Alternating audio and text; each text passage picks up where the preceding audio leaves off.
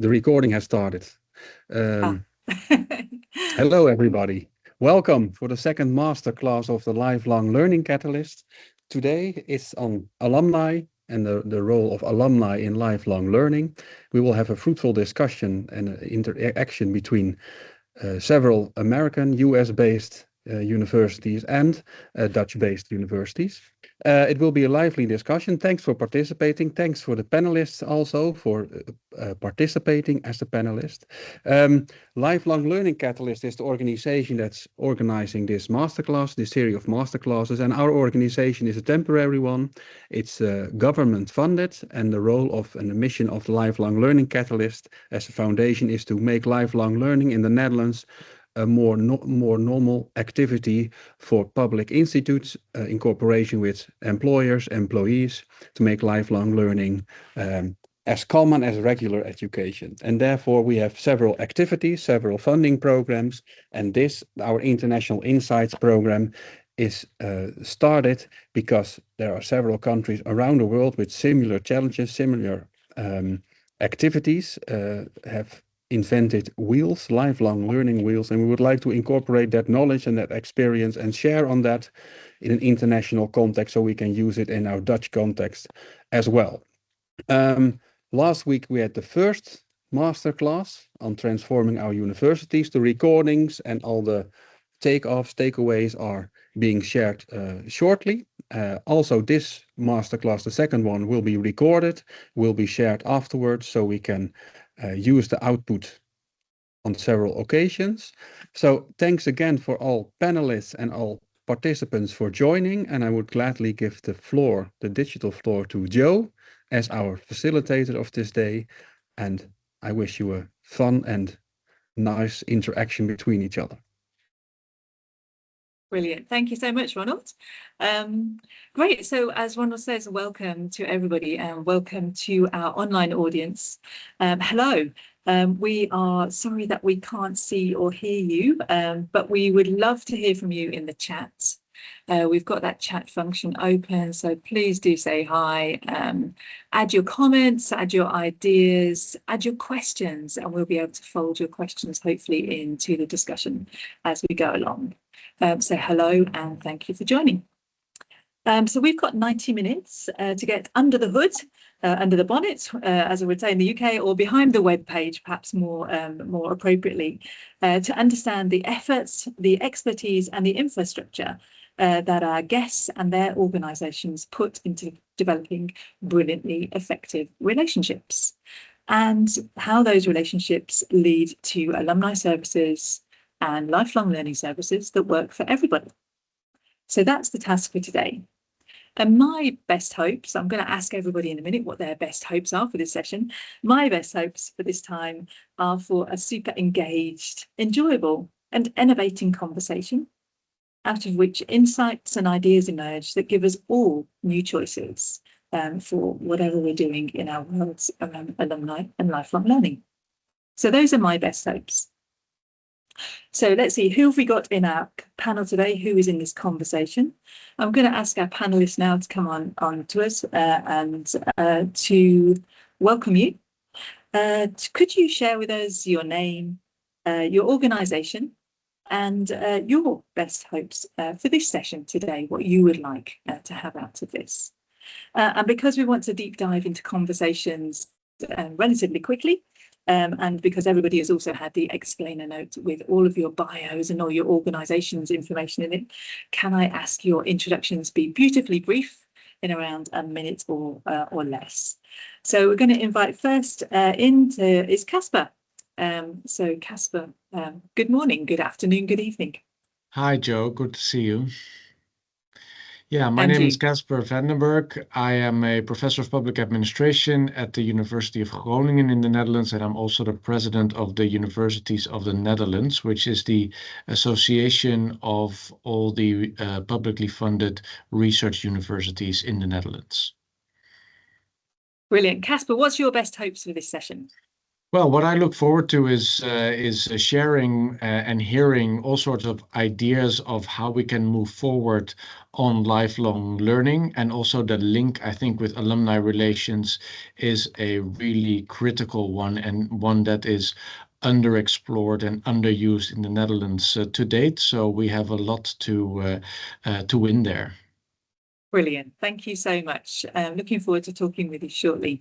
Next on, we'll go to Princeton and we'll ask Bridget, say hi.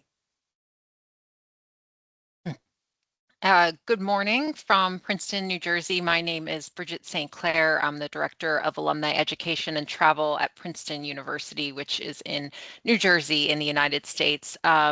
I'm delighted to be here. I'm eager to learn more about the peers that are doing similar work to myself, but also learning about the Netherlands and your take on lifelong learning. I think now more than ever, it's important to have alumni engagement because alumni engagement is a real form of community, and doing that through an intellectual pursuit is something that there is tremendous value in. And so I'm eager to learn from all of you as well. Brilliant. Thank you so much, Bridget. And we'll look forward to hearing more about Princeton and what's going on there and your questions later. Moving on to TU Delft, another world-leading university here in the Netherlands, and Nicola. Good afternoon, good evening, good morning. Yes, my name is Nicola. To the audience, but also to the panelists, happy to be in this discussion. My name is Nicola Scirocco. Originally, I'm from Italy, but I'm based in the Netherlands, and I have the responsibility of the business development team for TU Delft, especially for Learning for Life programs. And my best wish for me and for everybody is to co-generate new ideas and consider the sweet spot between the universities and the alumni, and Learning for Life programs are really what is linking the two audiences together. So looking forward. Fantastic. And I think we've got Sibylla with us also from TU Delft. So Sibylla, let's have your face up and say hi. What's your best hopes for today? Hello, everyone. Delighted to be here. I like to say that my role is uniting the hearts and minds of people in the university and outside the university, and also particularly alumni, around lifelong learning and what it really means for the individuals, for the organization, and for society. Because the real mission that what we aspire to do with lifelong learning is to enable people to have an impact for a better society. Brilliant. This is really the aspirational idea. So I'm communication and outreach manager. I work with Nicola in his team at the Delft University of Technology here in the Netherlands. My aspiration is, as many of us around the table today, to really share ideas and find out what are the surprising things that people have been doing that have really worked.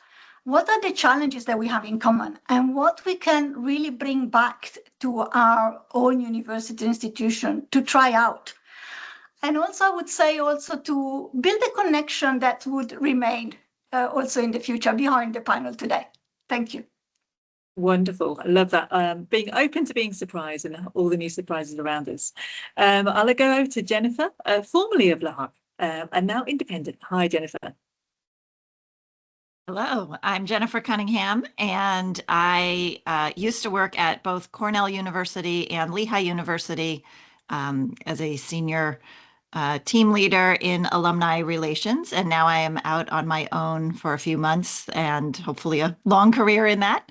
And I help universities build alumni communities that also give back. And I am hoping for this session to explore how the human nature of belonging, especially as an alum, plays out in no matter what the details of how we actually do that, but learning from each other how we're doing that now and how we can do that better in the future. Wonderful. Thank you so much, Jennifer. And over to Maastricht now. We have Boeing with us. Hi. Yes, hello. Hello, Bobien Jansen, and I'm really pleased to be here. And I'm director of the alumni relations of Maastricht University, but also director of the University Fund. That's a charity institution, and also responsible as a director for lifelong development, UM Academy for Lifelong Development. And I think it's very important to develop yourself during the whole life. And I think that the American universities know that alumni are very important as a target group for lifelong development. And also that it's very important to build sustainable relationships with alumni. And I think that we can learn a lot from them in the Netherlands. So I think it's great to share experiences with each other, because we also learned a lot in the last years. Share those experiences, but also share the things that went wrong, that you don't have to do in the future. And also, build relationships via this event. Wonderful. Thanks, Pauline. It's going to be a packed and wonderful discussion then with all these aspirations there. And finally, we'll move over to Towson, to Darius, and let's get Tracy on the screen at the same time as well. Great. Hi. Who's going to go first? I think Darius, go for it. You're I'll go the ahead top first. of the I'm Darius Irani. I'm the Vice President for Business and Public Engagement, in which basically I have several groups under me, but most notably I have our community engagement work, as well as our OSHA lifelong learning. And my aspiration for today is, again, to learn from others and shamelessly copy good ideas into our program. Excellent. I like that.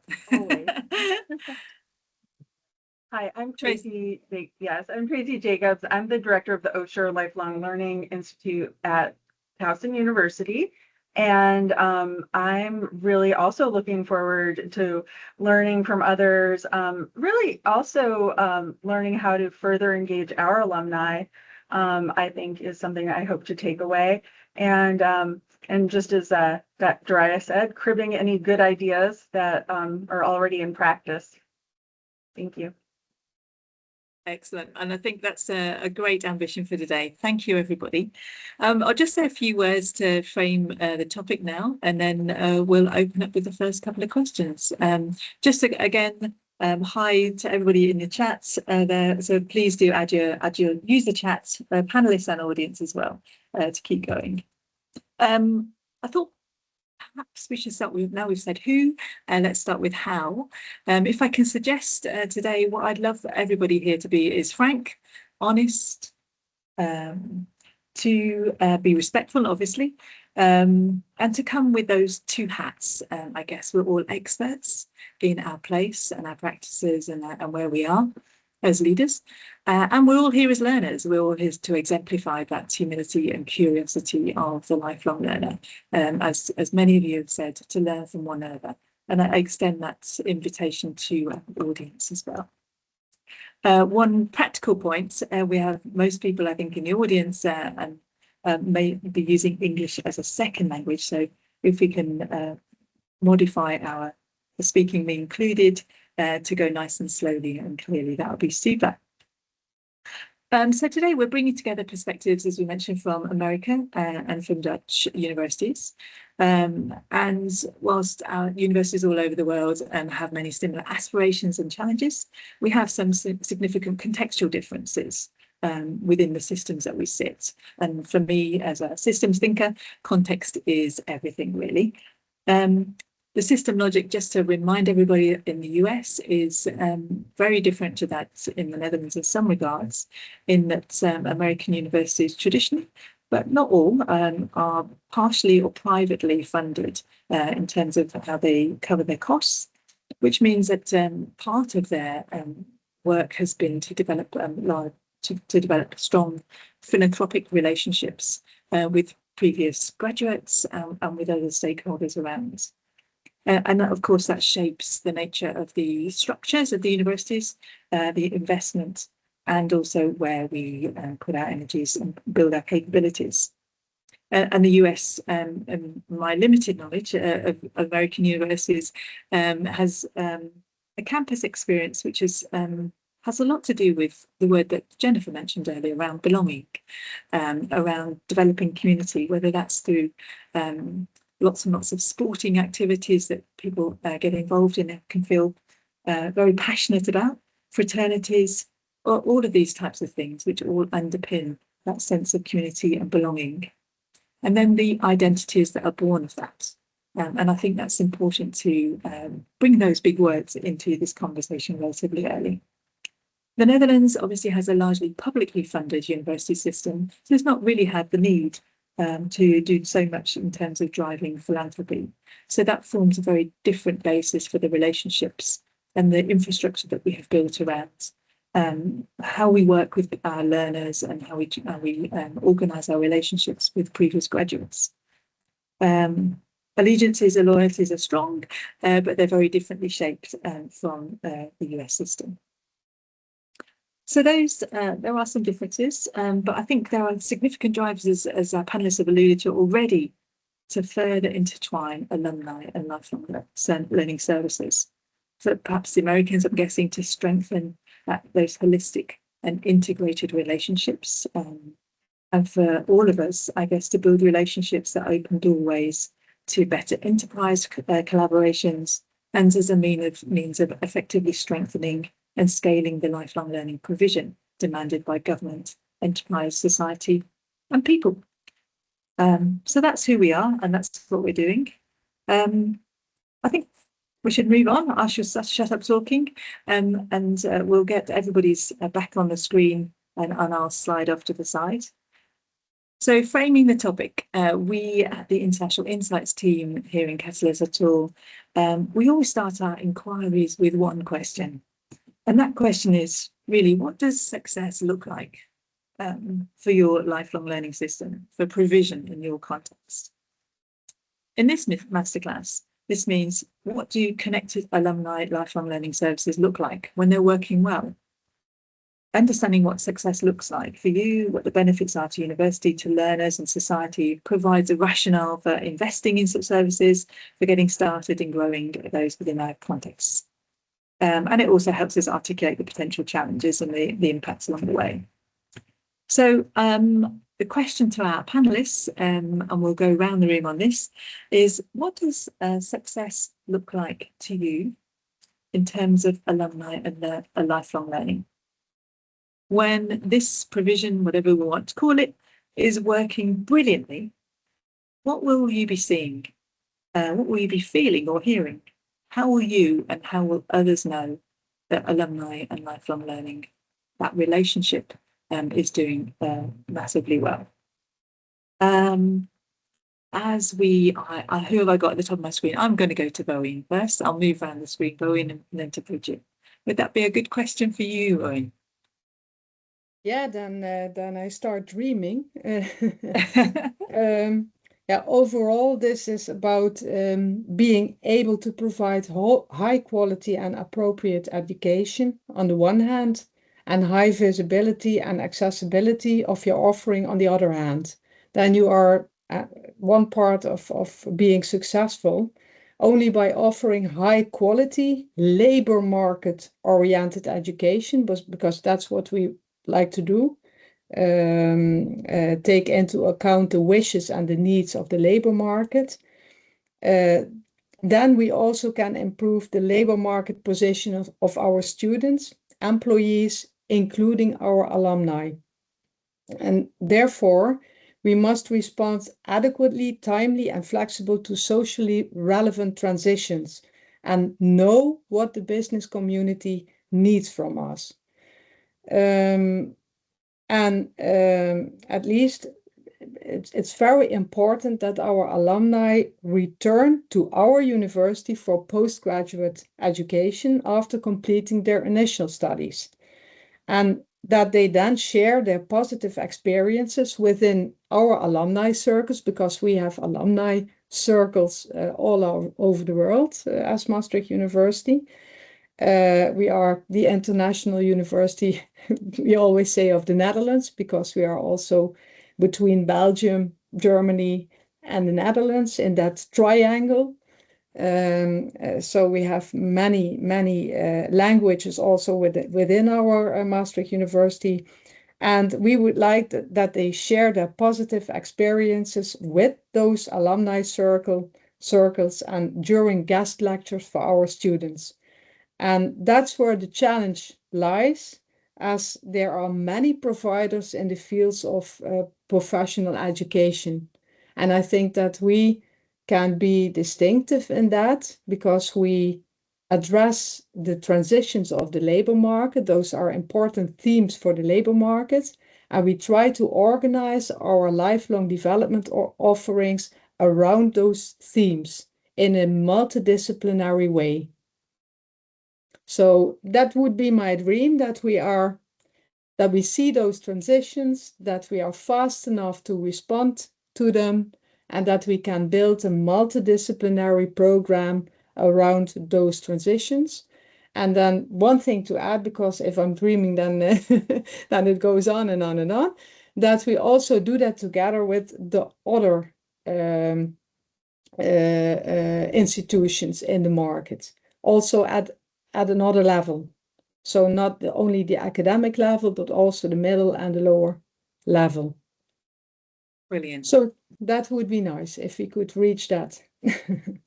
Sounds wonderful, Bowen, and sounds like it's going to be a win-win-win for everybody. And I hear lots of circles there, lots of holistic, integrated working and feeding back of learning into different parts of all those aspects. Thank you so much. I'll go to Bridget and then I'll go to Nicola.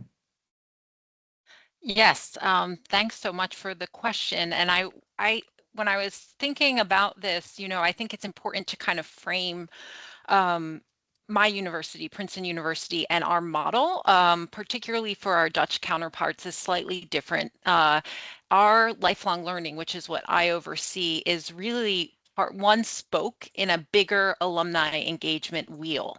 And so we have 4 major modes of engagement, and those modes of overall alumni engagement include the experiential, which is what we would call lifelong learning. And so that is our learning programs, our travel program, our signature events, things like lecture series, community auditing programs. That's all under the experiential model.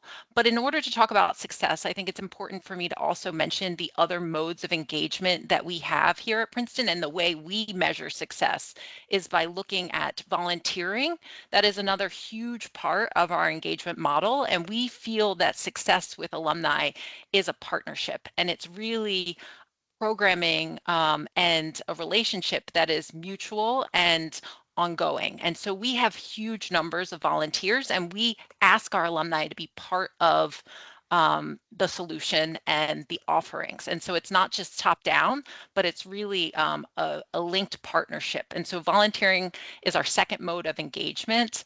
Our third is communication. So I know we have communications professionals on here, and we really take communication quite seriously, and we try to reach our alumni where they are all around the world through our communication streams. So that would be email, social media, print publishing, the whole 9 yards. And we think that measuring that communication engagement is also quite important. And then the fourth, which we won't get into, is philanthropy. And so you know that U.S. institutions have a long legacy of philanthropy, whether it's big or small. That is a measurement of success for us. So I think overall, when we think of alumni engagement and relationships, what does success look like? It's that all 4 of these modes are really growing, and that participation rates across all 4 modes is quite high. When I think specifically about experiential learning, lifelong learning, and those experiential programs, it's the enthusiasm for us. Lifelong learning is a bit more enrichment focused and less upskilling. So we don't have a program that is going to credential our alumni for the next level, but it's all about connecting to the intellectual pursuit, the teaching and research pursuit of the organization of the university. And so the experiential success, what does that look like? It looks like deep participation, positive feedback. You know, we take seriously the feedback that we receive, and then word of mouth kind of sharing about those programs. And we take ideas as well from our community members, and they build within that a cohort of belonging within the greater university. The learners can build a cohort where they can network with one another. And so success looks like fulfillment, partnership, and continued curiosity, continued desire to be part of the university for the duration of your life, not just 4 years. We call it, it's a lifelong degree, not just a 4-year degree. Brilliant. I love that framing of in it for life there. So just to move to you briefly, and the idea of the agency of, you know, universities don't have to be at the hub of the circle. Learners can be generating their own circles as well, and we're stimulating, facilitating and moderating those. Thank you so much. Over to you, Nicola. Sorry to interrupt you earlier. No, I was elaborating more on this, and learning for life is really the sweet spot between the university and the alumni. From one side, they really understand the brand, they like the brand, is part of their life, and from our side, we know them better than the other. We can reach them out, not only by serving them with contents, but in events. So we have the engagement program. So this is really the sweet spot between the two. And the success can be that we start to name them professionals and not only learners. Everybody is a learner for life. But if we name them professional, then we understand that the role of the university should change or is changing. And if I can consider some images, the university moves from being a hunter and getting the contents into the heads of the alumni, and without maybe considering any feedback, any engagement. And success is really to be the gardener as a university, to solicit feedback, to have the engagement, and make sure we consider them really a professional, where they can add value to what we deliver to them, and we fully understand what to deliver to create the highest possible value, or the sweetest point of connection between us and the alumni. Super, thank you, Nicola. So that, yeah, sweet spots there. And I think a really important point about labels. It's so easy to get stuck under one label, isn't it? But we all wear multiple labels all of the time.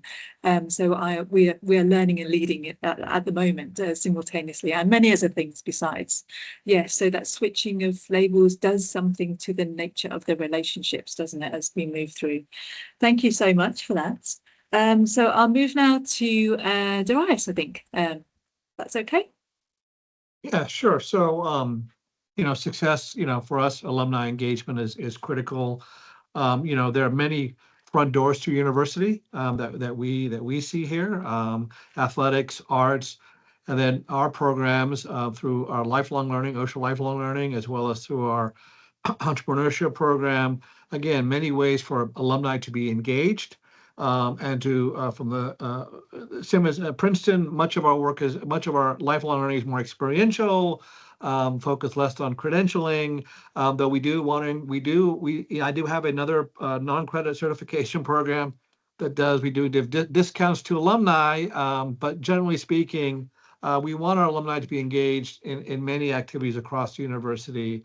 And for us, success looks like, you know, deep engagement, continued participation. We always look at some of our programs as ways of creating new alumni that never were perhaps as undergraduates here at Towson University, or even graduate students. So we create opportunities to make new friends across the region, invite them in, and many of them, become Towson, donors, which, at the end of the day, you think about alumni, especially in the American system, we do rely a lot on philanthropy and, to fund some programs, passion projects for many alumni. So successful looks like for us, just similar to Princeton, a more deep engagement around these activities. Yeah. Super, thank you. And I love the fact that we're creating new alumni as we go, as we make new friends, and the idea of the engagement first and then the alumni, and then the relationships build out new fruits. Brilliant. Okay, I'll go to Jennifer and then to Casper if you'd like to add in some thoughts on, yes, from any perspective actually, from the sector or from the other. But to Jennifer first. Again, free ranging here, Jennifer. What does success look like from your perspective? Right, thanks. So I'm going to take a little bit different tactic because I think what the previous panelists have said is spot on. I think a lot about what does success mean in terms of metrics. And I've worked a lot with CASE, the Council for the Advancement and Support of Education, on defining the metrics beyond fundraising. Dollars are easy to measure, right? You just count them. And we have to do that because our government says we have to. But how do you measure the value of bringing somebody back to speak on a panel about their career or reunion? You spend all this money and all these resources on bringing people back to campus, and then what? So we've been wrestling with that a lot here in the US. And one of the metrics that university presidents are looking at a lot now is the student success. And so what do students do after they graduate? Not only are they satisfied with their education, but are they going out there and using their education and spreading the brand and all of that? So our job is, how do we get alumni to support that KPI? Brilliant. Thanks, Jennifer. That's so, yeah. Student success, what does it mean from their point of view and the university's point of view from all perspectives? Thank you. Over to Casper. Casper, you can speak from the whole sector perspective or a particular university. What does it look like to you, success in terms of alumni and lifelong learning? Yes, thanks so much. Yeah, my perspective is indeed not so much from one single institution, but more on the system level, if you will. And what we're looking at in the Netherlands, as some colleagues in other countries are also looking at, is actually a dual sort of challenge for research universities. On the one hand, we see forecasts of actually a contraction in student numbers, and that's actually a double one because the number of Dutch young people in the age between 16 and 25 is declining and will decline with a further 10 to 11% by 2045. So as a result, we'll see a decline in the inflow of domestic students, and at the same time the inflow of international students in our regular degree programs is likely to shrink as a result of demographic decline in the countries of origin, but also strong international competition and declining societal support in the Netherlands for foreign students. So we're working on that, of course, to mitigate those things, but it's likely to happen. We are used to being a growth sector for the past 5-6 decades, and now we aren't anymore. So that's one challenge. The other one is, of course, changing societal expectations. So how do we relate to the rest of society? How do we relate to the labor market? How relevant are we in terms of the types of topics that we offer, in terms of our portfolio, all of those things. And actually, if you look at those two challenges, the contraction in student numbers and the changing societal expectations, this is where lifelong learning comes in, because this is actually a growth market, a potential growth market for us. We see, of course, a labor market that is asking for more an adaptive type of professional who needs to go back to university and to keep on learning their whole lives, but also, of course, alumni relations play a huge role in this. And as I said in the beginning, Dutch universities have traditionally not been focusing very much on their alumni networks and using their alumni networks to strengthen or for their own strategic purposes.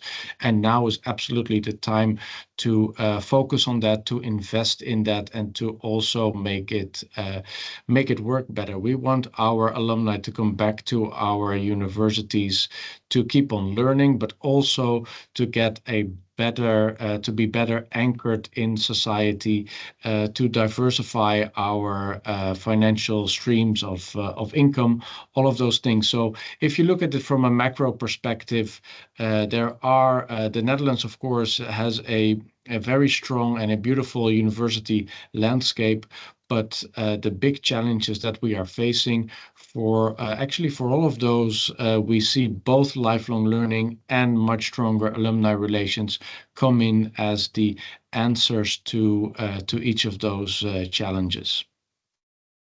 Thank you so much, Casper. I'm going to leave Sibylla and Tracy to the next question because I think we've heard from both your institutions. I'll bring you in next if that's okay. Yeah, so that point of this is almost a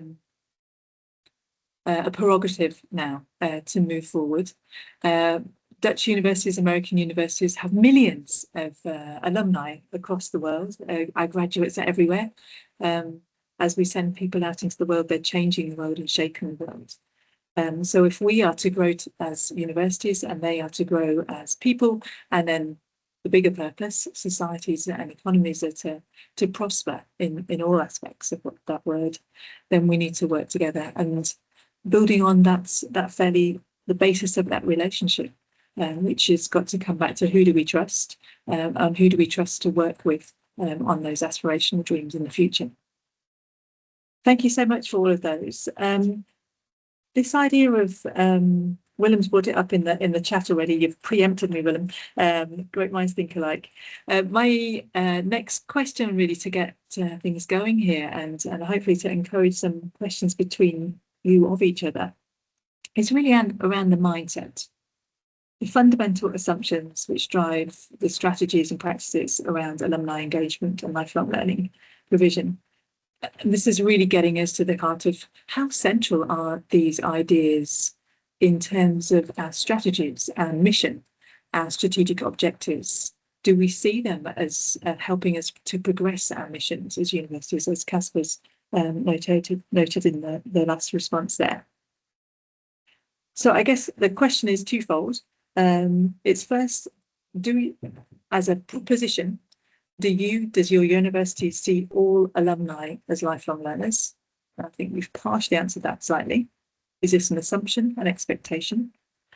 And the flip question, are all learners alumni? Willem, Jennifer, you've already mentioned this. This comes to me from working with University College Cork last year. Who do we give ID cards to? Who gets access to our resources and for how long? How many credits do you need to have to become an alumni? And if you're not an alumni, what are you? How do we value those people who take those short courses? Tracy, I'm going to go to you first because this is a slightly different question from the OSHA perspective. So yeah, how does that work for you? Are all alumni lifelong learners, and are all lifelong learners alumni? Right. It's an interesting question. So to build some context, I really want to dovetail on what Casper had said about this sort of shifting demographics that we're all experiencing, it appears, and how longevity, we're living in this age of longevity. And so where Towson University is located, we have 25% of the population is 60 and older. And that's becoming more and more common in Maryland, but also elsewhere in the United States.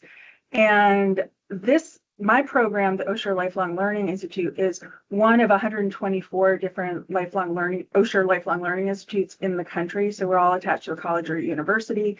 And we engage with people who we design our programs all non-credit, but designed for people 50 and older. And I see that in my particular case, we have about 20% or so alumni, but we really engage the larger community. And so this idea of pulling in the community and creating an affinity for them to the university, I think is really valuable. I see the university as a resource for everyone in the community, whether it be the sporting events, the arts and culture, some excellent evening lectures that invite the community. Those are all things that I think are assets and create that kind of affinity for the university. So I think maybe there's not a technical, yes, you're an alumni, of our program if you engage with our classes. But we do try to create that bridge. And so one of the things I think that was just mentioned was ID cards. So we started giving, we call them one cards, and they're university one cards that say OSHER student. So that allows, those folks to get student discounts at the school store, or for tickets at an event, or even in the community if there's a student discount at, for entrance into a museum or something like that. So I do feel like that helps kind of build that sense of belonging and community. And with lifelong learning, I really see it as something that's critical to our health and well-being as we grow older. So, we hopefully will, see more and more engagement from both alumni and just community members in general. So as to our alumni sort of lifelong learners, I think that's sort of something that's built in kind of to our mission is to see, to create that as a value that people hold dear. And what I love about our program and the lifelong learners who are part of the OSHER program is that they really exemplify that. They've led successful careers and have, are already highly educated, but they want to continue that growth and they want to continue their curiosity and to do so within a community. And so hopefully that helps answer that. Super. Thanks, Tracy. Lovely to illuminate that side of OSHER as, what does alumni mean beyond? There's a technical definition, and then there's the other more qualitative definitions, I guess, and understandings of that. One of the things that arose for me from the conversation that we had earlier prior to this meeting was around, I asked about the number of Towson alumni at OSHER, and you said, oh yes, 25% actual alumni in graduates or others, and then but then we're lots of former staff as well, former people who have been connected with Towson. So again, that extending out of that, what do we mean by alumni? So people with connections in some sense or another. Thank you for that. I'm going to go to Sibylla because you were very cheekily left out of the last discussion where Nicola answered on your behalf. He's, I think, had to go now. But yeah, Sibylla, over to you. Are all alumni lifelong learners and vice versa?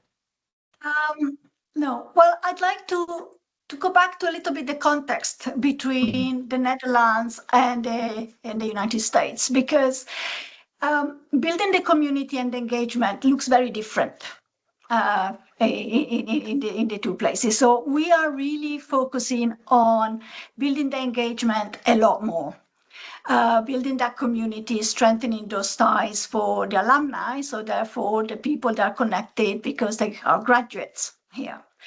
And so a lot of effort goes into that.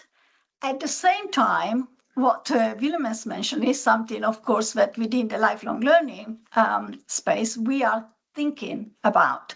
And we want to challenge ourselves a little bit on that. What would it look like if we would consider everybody that has done lifelong learning at TU Delft also part of the alumni community, more broadly speaking? We don't have an answer to that, but I would say it could be an aspirational thing to consider going forward.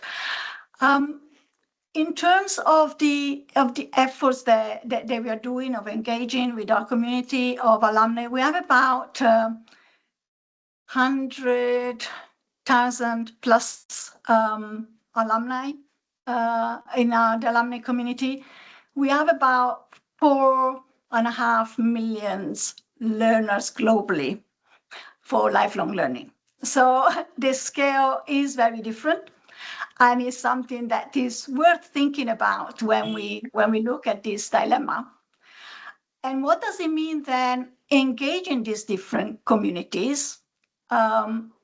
Because alumni have, of course, a different relationship to the alma mater. They know us, we know them, and what we can provide in terms of events, what we can provide in terms of volunteering opportunities, all the type of participation, all the type of model of engagements that we can have in our university.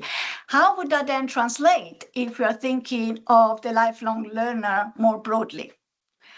So this is something that, as I said, we don't have answers, but it's something that we are willing to explore, and we are starting to have some conversations around. But I think maybe this is also something that other universities in the Netherlands might be looking at, or maybe not. I don't know. Brilliant. Thank you, Sibylla. Yes, that question of what does it mean? Is it a zero-sum game? Are you alumni or not alumni? Is there some, I'm sure, like many things, most things are neither black nor white. They're somewhere in the middle, aren't they? And I guess that brings up the question to me. The flip side of the question is, well, if we did consider your 4.5 million lifelong learners as alumni as well, do they want that relationship even? You know, are they where? Yeah, maybe they're time poor already, and would it be meaningful? Yeah, what constitutes that? I'll go over to Casper and then to Boeen on this one, and then to Bridget. Casper, do you have some thoughts on this? Well, no, I think that Sibylla pointed out the important things coming from the Dutch perspective here. What we see, if we can mobilize so many of our alumni for lifelong learning, that would be wonderful. But I think one aspect of maybe question also to bring in is if we look at what we have to offer in terms of lifelong learning, it's not exclusively for people who already have a university degree. So what we are looking at the moment is also trying to find ways to use our academic knowledge and our academic insights for a broader group of people than just people who have previously gone to university. So an example that I could give is in one of our universities, we have a lot of work is being done on surveillance in the security world and so forth. And there's a lot of scientific academic insights that can also be shared with people who maybe have done vocational training, so to say. So that's a little bit different from our own alumni, but we look at it more broadly. And to come back to the original question, is everybody a lifelong learning? Well, I think even more people than the ones that went to our institutions could be our target group for lifelong learning. And is everybody who participated in our lifelong learning programs an alumnus? Yes, that's what we still need to figure out a little bit. And I'm interested to hear from the American colleagues here, because of course, sort of access to an alumnus status is quite a big deal, of course, because it comes with a lot of privileges and benefits for yourself, maybe for your relatives and so forth. Our system hasn't developed that elaborately so far. So maybe the accessibility can be a little bit more generous also. But I think we still need to find a way to sort of pitch where we want to be there. So high benefits of alumni status may justify also a higher threshold, so to say, or we can go for a lower threshold and see what we can offer then to our alumni, so to say. So I think these are things that we as a sector are trying to figure out at the moment. What can we offer and who has access to that? And we're in the middle of that conversation. We also, as a sector broadly, don't have fixed answers on that yet. So for me, it's interesting to hear a little bit more from the American colleagues, how they've gone about that and what sort of the considerations or criteria would be for them. Great, thank you, Casper. So it is a live question. It's been a live one for me, but it's really interesting to know that it's live and that's being really importantly considered, because it says a lot to who do we value and what do we value and how do people value us. And those things are very important, aren't they, to deal with. So I'll open it up to American colleagues, and then Maureen, I'll give you a moment to pause from to think about that one, since we've had the response there. Jennifer, Bridget, Daraz, who would like to jump in there? Go for your lives. Sure, I'm happy. Yeah. I'm happy to jump in. Sorry, okay, Jennifer. then we'll go to Jennifer. Yeah. So I'm going to say this, that I'm wearing my Princeton hat and not my Bridget personal feelings hat. Princeton does not recognize any what we would call in this conversation lifelong learners as alumni. Our alumni are those that have matriculated at the college. There's 100,000 of them. Roughly, and that does not mean that we don't value all of those that are engaged with the university, whether it's in lifelong learning activities or other experiential activities. In fact, we have a laundry list of institutional affiliations, suffixes, if you want, to put after your name that kind of identifies you as a special member of the university community, but it's not what Jennifer put in the chat, diluting what it means to be an alum. And I think that is strategic. The university is very much a residential experience that's held at least at the undergraduate level for 4 years. And so these other experiences that we create and we're very proud of are more to build the relationship for life that we were talking about earlier, and friends. We have a lot of friends of the university and they are very much welcome to participate in our programming, but they don't get that kind of alumni affiliation because that is reserved for those that were admitted to the undergraduate or graduate program. But there are, like I said, other ways to identify as a member of the greater kind of orange bubble. And as we're talking, I would be interested to know, Jennifer, if you have an understanding of what some of our peers that aren't on this call. I think what we've seen in the United States is business schools creating credentialing platforms that are open largely online to a large number of folks from around the world. And I would be curious to know if, say, Cornell's business school, if what they would consider the graduates or learners of those programs, how they treat their alumni or their graduates as well, because that would be a much smaller amount of time that you're actually a student with the university. Great, thanks, Bridget. Well, you've nicely passed us on to Jennifer. Excellent, thank you. Yeah, so I'd have to check what Cornell is doing these days. It does change depending on who the dean is and what their goals are. I would say, so I donate to a lot of universities. I started because I did a couple giving days and I wanted to see how other universities were doing their days of giving. So as a donor, I get invited to a ton of their alumni events. I sometimes get magazines. So as Bridget was saying, I'm recognized as a donor, but I do get a lot of the perks that that alumni get, and I can plug into their events and things. One big difference here between the US and probably the rest of the world is our sports. So I live in the middle of the Penn State Nittany Lion furor. I grew up where the Ohio State was. And that brings people together at a lot of institutions, almost more than the alumni thing, especially if somebody has season tickets, they're going down there every other week. So we're lucky in a sense here in the US that we have that additional phenomenon to bind people as alums.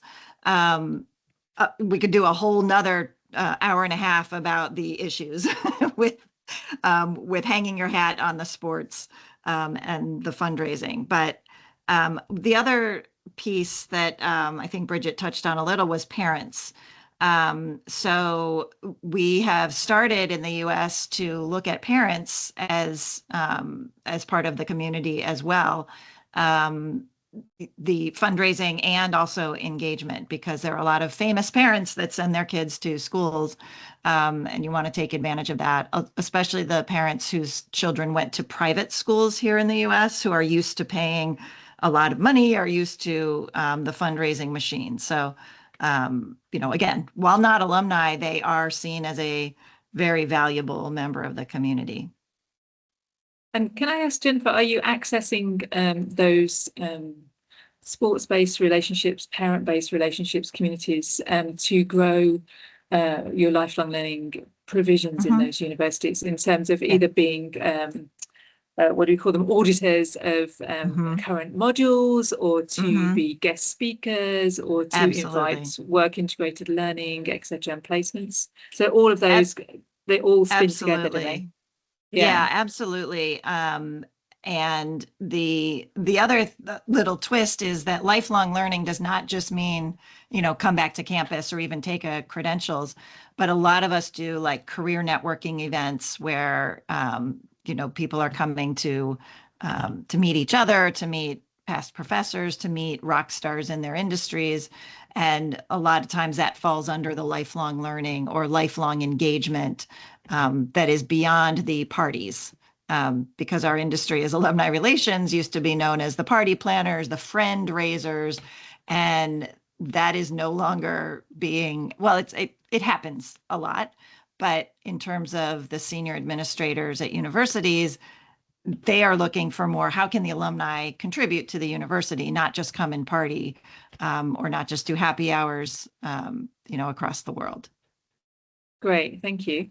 Brilliant. I have more questions, but I'd like to open it to Boeen and then to Doris, if you have some opinions there. Boeen?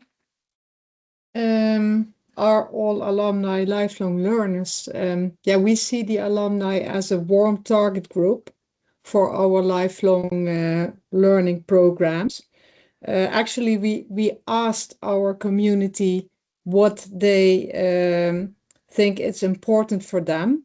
And our policy is also based on the wishes, interests, and needs of our alumni. We did a large-scale alumni needs research a couple of years ago, and then we had 7,500 respondents, alumni. And this study showed at the time that alumni consider lifelong development to be very important. In addition to maintaining networks, as already is said, networks, and to a lesser extent in the Netherlands, giving back to their alma mater. And so we based the policy on 3 pillars: networking, lifelong development, and giving back. And that's why it also is bundled in my department.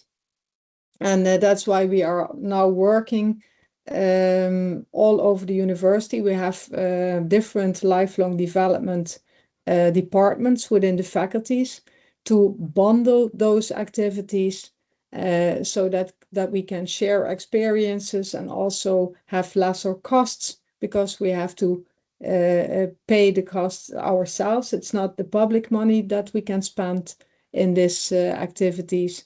So I think they are for us a warm target group, and are all learners alumni.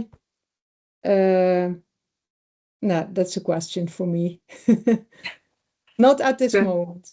Yeah.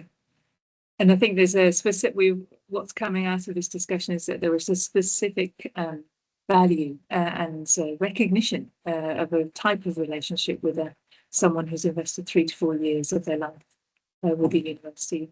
And those are different types of relationship, perhaps, for those who invest 3 weeks or 6 months or whatever, maybe. Exactly. Who knows? Anyway, that seems to be where we're going to with this. Can I come to you?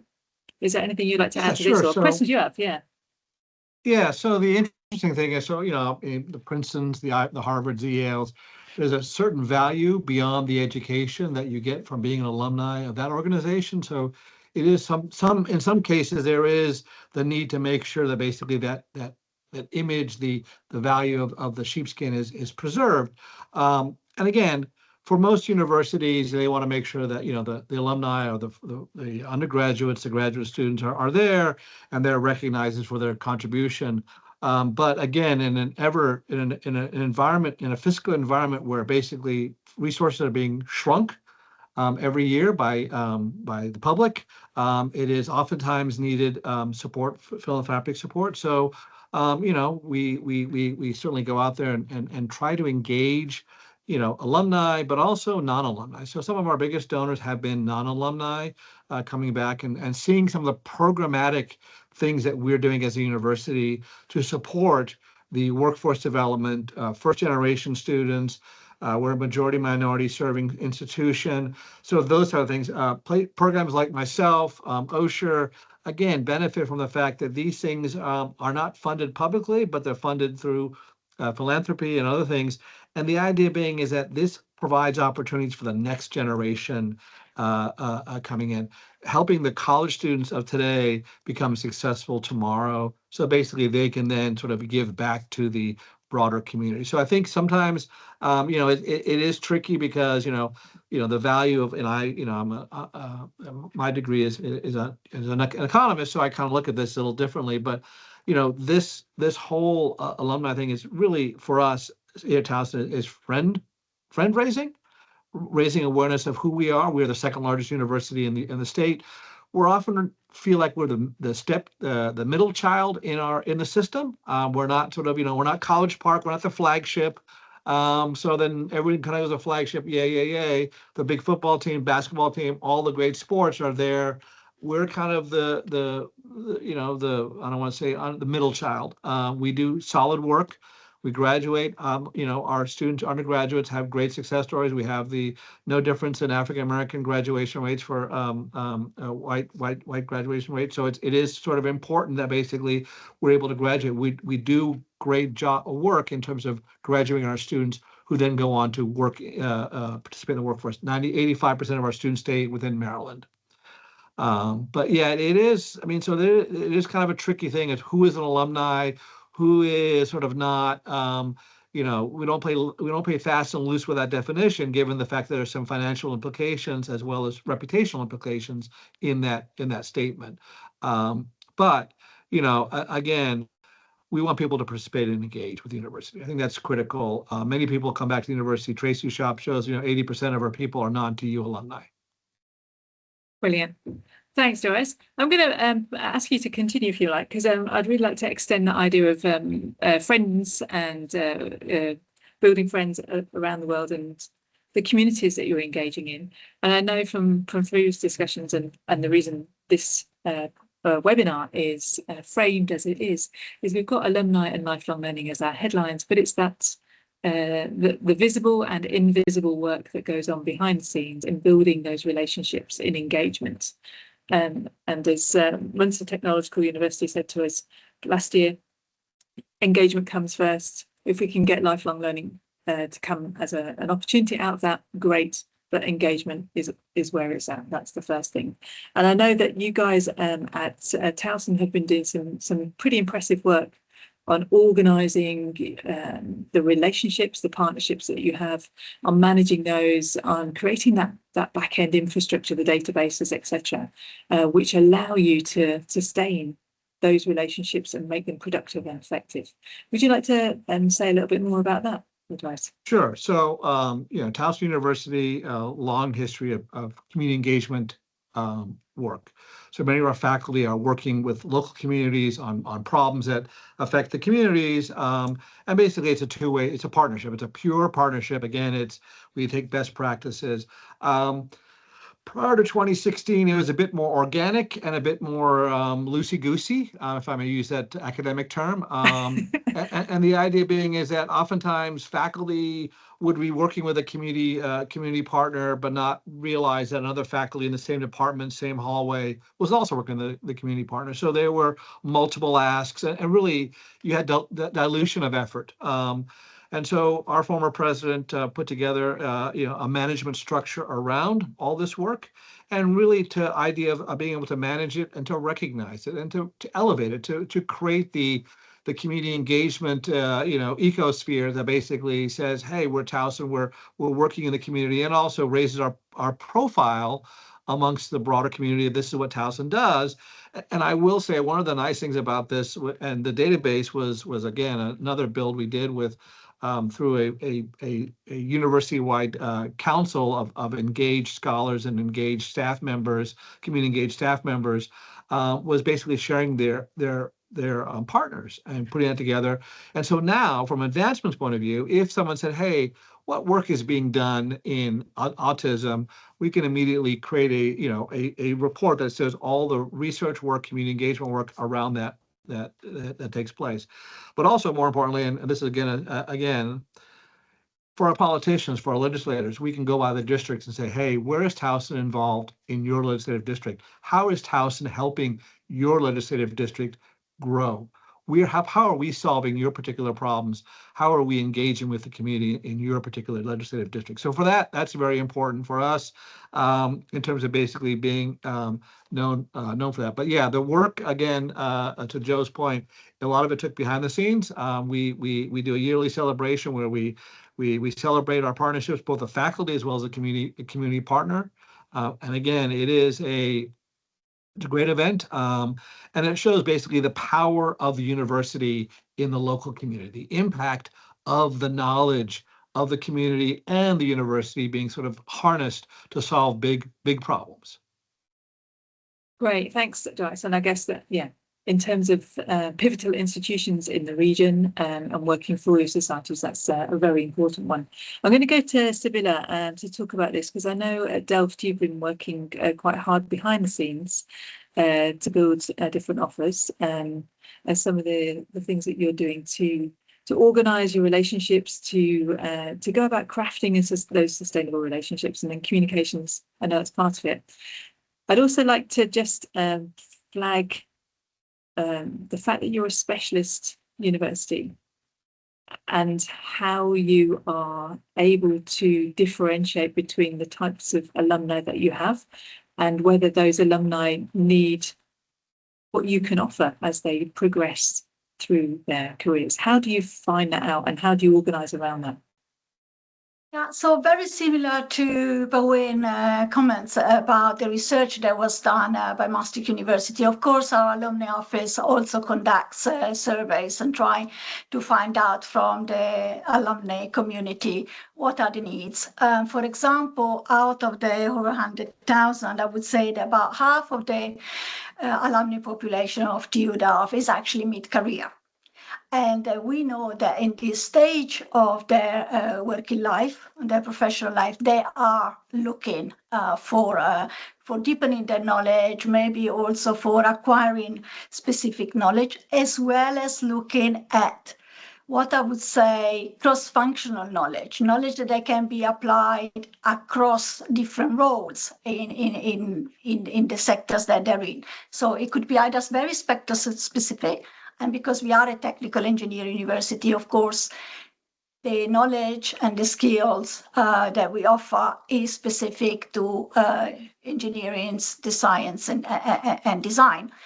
At the same time, there is attention about how do we provide this other type of knowledge and skills that are also valuable for our alumni. So what we try to do is really to engage with the alumni community when it comes to the lifelong learning provision itself. And we are trying to have a dialogue with them because they sit at the work, within the workforce, because they sit in the organization, in the sectors. What is needed there in the labor market, but from their perspective. So there are different things. It's not only about the topic and the knowledge and the skill that they need, but also what type of format are more valuable to them.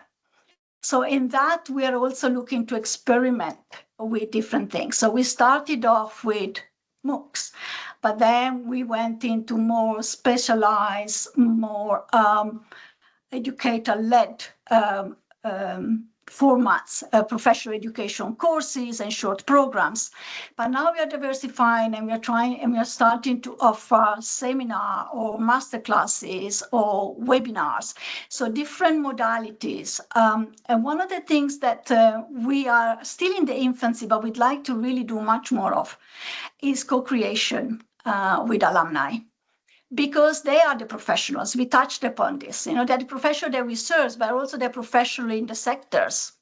So we offer academic expertise and research expertise and ties with industry with our research, but they're actually working in the sector. Though they bring that outside-in perspective back to the university.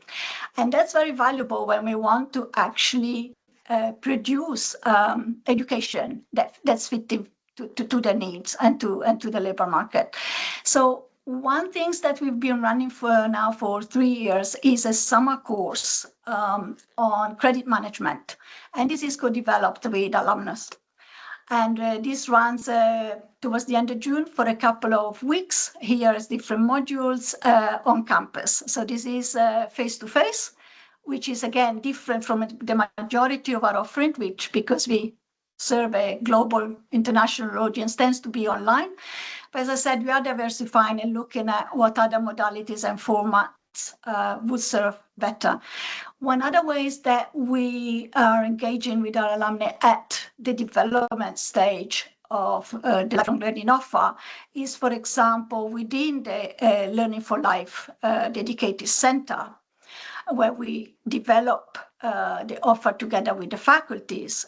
It's to have alumnus part of our strategic advisory board, so that they actually are there really when we discuss what the strategic direction and strategic decisions need to be made. So I find this very important. Going forward, what I would like to see, it's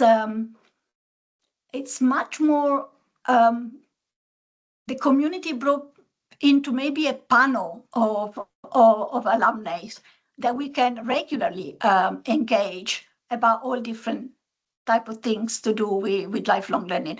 And I'm curious to see what that type of engagement directly with the offer, the development of that and the offering that is done, for example, in the United States. What is it that you've done that you found as successful? Brilliant. Thanks, Samila. I think, Jennifer, you look like you're nodding away furiously there. Maybe Bridget, and then I'll open it up to whoever wants to speak from the States, because I think you've probably all got lots to say on this one. Jennifer, you're on unmute and mic, so you go for your life. Yeah, I was just going to say, I think that's a great use of alumni and parents and friends. We have what's called Dean's Advisory Councils that advise like a business school dean. And their role on that advisory council is both to support financially, but also to advise the dean, here's what's going on at Goldman Sachs, or here's what skills we need at the, whatever company they're representing or whatever they're doing. So that is a great way to use their talent, not just their dollars. Brilliant. And it's, yeah, interesting. Bridget, yeah. Do you have anything like this at Princeton? Will you work with alumni in this way, or is this a new? Yeah, absolutely. I mean, our real goal is to utilize. We know one of the things that our president says is that alumni are Princeton's not so secret special sauce, and so we know that the network and expertise in the alumni community is so rich, and it's one of the reasons why alumni want to be part of it, but we also try to tap into that across the university. So like Jennifer said, advisory councils are huge. We have something called the President's Roundtable. So the president has an advisory board that he meets with twice a year, and the deans have advisory councils, and then we even have individual departments that have advisory councils. And so what that's doing, it's recognizing the expertise within the alumni body. And that goes even further to our lifelong learning programs. We recognize that at any given institution, we don't have expertise, particularly at Princeton, we don't have professional schools. So we don't have expertise in every field. We often ask our alumni that have entered into other fields to participate in our programs as the teacher.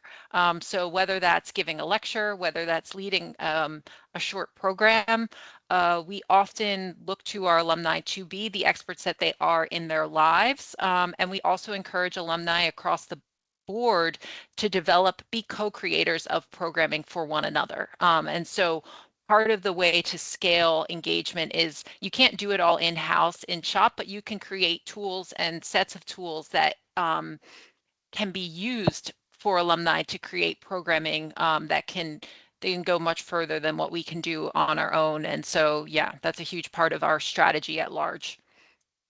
Can I just jump in with one thing there? It's smart to consider that managing volunteers is hard work.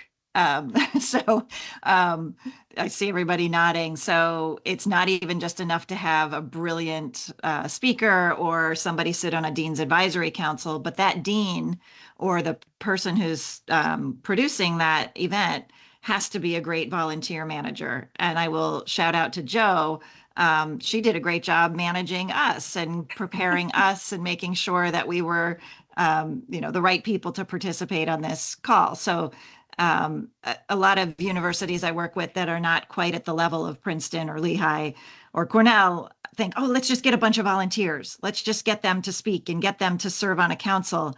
And then those people have a terrible experience because the person hasn't really thought through what does it mean to ask someone for their time and their talent. And for very wealthy people, especially, their time is actually more valuable than their money in a lot of cases. So that's just a caution I'd throw out there. And I think to flip that back, I think time is possibly more important than money for many, many people.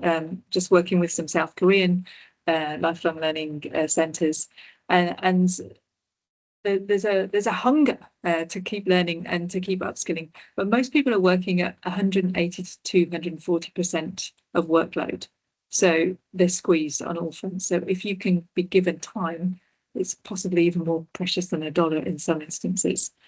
So fully hear you. I'd like to bring that back to something which comes out of there, which is the relational capabilities. Universities, certainly in Anglophone countries in the past, UK being one of them, have previously thought, oh, well, we'll just have an offer and then people will come to us and then we'll partner and that'll be it. And magic, things will happen.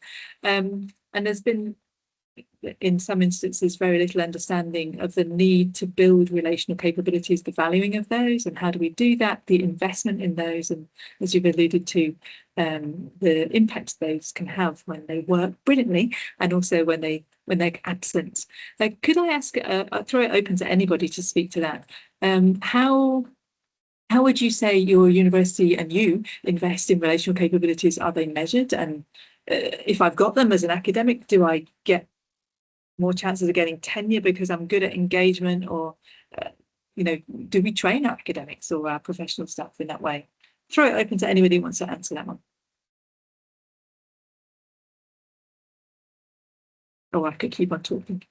Well, actually, so I'll say, so yeah, so really, I mean, I don't think faculty here at Towson are given a grade on relationship developing. Oftentimes in the pursuit of their academic program, they might develop relationships, especially if they're doing community engagement work. It is a requirement they develop a relationship. So in that sense of the tenure requirement in community engagement research, there is a requirement to develop relationships inside the university. And then to harbor onto on Jennifer's point and Richard's point, yeah, volunteer management is so critical. It becomes very difficult. I know Tracy is wrangling cats in OSHR in terms of her various subcommittees. So it is a big challenge, but it is critically important, because if the volunteer doesn't have a good experience, then it's very difficult to get them back on campus. And we really want the time and talent of our younger alumni to really experience coming back, because oftentimes many alumni feel very honored to be asked back to the university that they graduated from to speak, to provide insight, advice, and to make that experience very pleasant so that the next time they're asked, they're willingly doing it. And again, it is a long-term relationship. It's 5-10 years of working with them, of really thinking about how they can sort of, engage back with the university. It is, but to the point is yes, it is. Everyone is a relationship manager should be the relationship manager in the university, but we're not rewarded for that. And oftentimes, it is the nature of the beast that you focus on what's measured is what's managed. Yeah, very true. Thank you for that, Dries. Honest, and yeah, it's true. If all we're rewarded for is producing research papers, then yeah, that's where we're going to put our energies, isn't it, in some ways? And to anybody else, Boeing. Yeah, maybe. I recognize what's said before. We organize a lot. We organized also the student coaching with our alumni, guest lectures, and they are really willing to come back and give a guest lecture. That's not the problem, but it's all about data. What we see in our university is that, but we are going to bundle that. So that's what I told you before. So we are working on that, but we all work in different systems all over the university. And I don't see if a colleague of a faculty spoke with an important, with the CFO of ASML, that's one of our alum, then I don't see that. So, and I think it's really awful if you then approach such a person and then you have to tell them, okay, oh, hi, I'm Boeing. And then he tells me, oh, yesterday I spoke with your colleague of the economic faculty. That's really stupid. I come from the from a commercial organization, a large bank, and I'm really used to work in a customer relationship management system. And that's an attitude. It's a culture in an organization that you have to share information, and then you can do better. And you also can share leads. You can give your colleagues information. So within our alumni strategy, we have also the 4 impact areas, and we want to define KPIs on that. So we have the student impact area with, we talk about employability in that, student coaching, guest lectures, etc. We have the impact area where we get advice on education. We have also advisory boards within the faculties. And we also would like to have them organized around themes. For example, we started a sustainability community with our alumni. We reached out via LinkedIn also because we don't have all the data up to date. We are just a very small team, and I think we can't compare ourselves with the large American universities, but so that we also would like to participate in lifelong learning programs. For example, we organized a homecoming day for our alumni, and there we present relevant themes, and the workshops are organized by our lifelong development units in the faculty, so that the alumni see what we do within Maastricht University. And what we also would like to do is building more bridges between the alumni working for large companies in society, and so that we also take care of internships for our students, that we also take care of talent retention in this region. That's also very important. So also the society has advantages from that strategy. And the alumni connection, it's more than only nostalgia. It has many impact areas that we would like to measure the coming years. Thanks, Maureen. I think we'll just pick up on your points there on how do we measure the impact. And I guess when you're justifying budgets to spend on the activities that generate the relationships, particularly those which will pay off perhaps in a generation or certainly 5 to 10 years' time, how do we justify those and how do we map what's going on? Gwen asked a question earlier about how do you know how the impact of the community engagement and partnerships. How do we know that that's happening? How do we know that any of these things are happening? To Bridget's point earlier around the non-formal, the informal learning of alumni getting together, self-organising, and the cascading effect of them getting together and helping one another, supporting one another to learn, to get new skills, to grow into new careers, etc. Yeah, we just have to trust that happens, I guess, in some cases. I think or do you map it? Go for it, Tracy. Yeah, I was just going to add that I think one aspect of it's not really a measurement per se, but really telling the stories of and through, you know, this is a kind of a marketing tool in a sense, but to remember to capture the stories that are happening when we have these engagements, and to recognize them for ourselves, that they're important, but then to communicate them to the wider community, whether it's our alumni and the student population, but also beyond that. I think that's really critical. And I would add, I would add one piece that I think has been missing in the world of alumni relations is we've talked a lot about engagement metrics, and I've done that my whole career. But what has been missing is from the trustees and the presidents on down, they have not been as articulate about what they want from alumni beyond money, which is an obvious one. But presidents, I wish Casper were still on the line because I love his take on this. I want to hear from the presidents and the senior administration. How do you want to use alumni? Because the alumni teams are ready to go. We've got all this, you know, we can manage talent. We know how to fundraise. We know how to do all these things.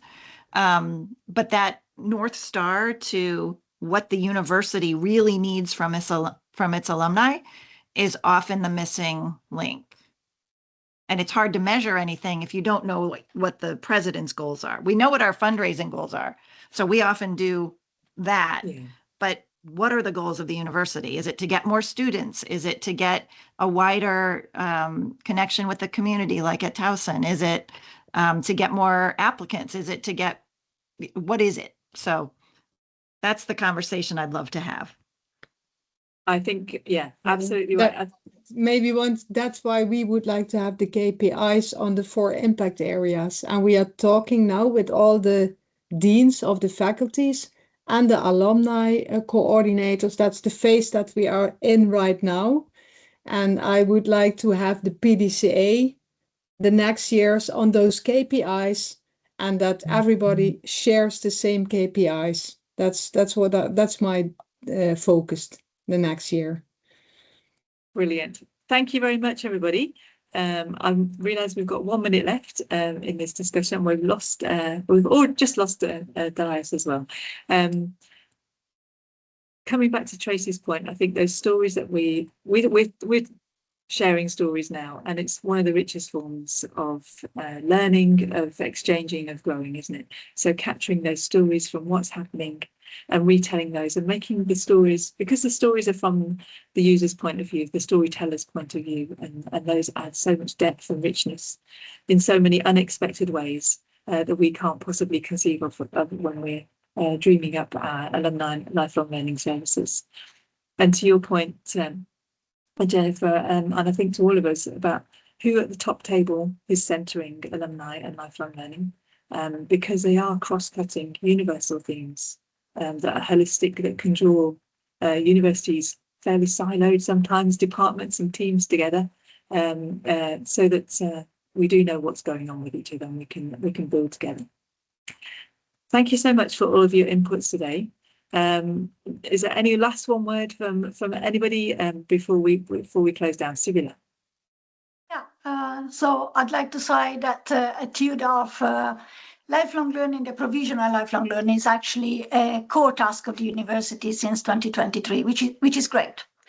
But what we then might forget is when we look at how do we produce that offer, how do we make sure that it meets the requirement, that it really helps the alumni and the professional globally and the labor market to the, bridging the skill gap, is that instead of thinking of lifelong learning as a product, we could think of lifelong learning really as a relationship and that reciprocity.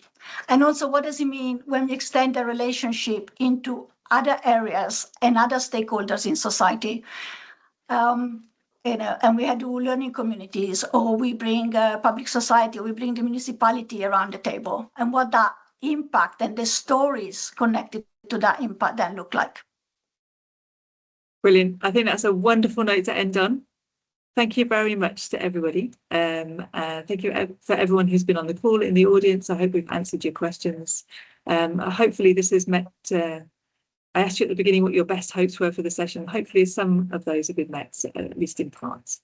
So thank you once again to all of our participants, all of our panelists, for your honesty, for some of the brilliant insights you've shared with us, and for your enthusiasm, and for being here. Thank you so much. Thank you, everybody. I think we're all the wise women of the world left. Brilliant. Oh, and Ronald. Yeah, hooray. Thanks, Thank you Jo. so much, everyone. Bye-bye.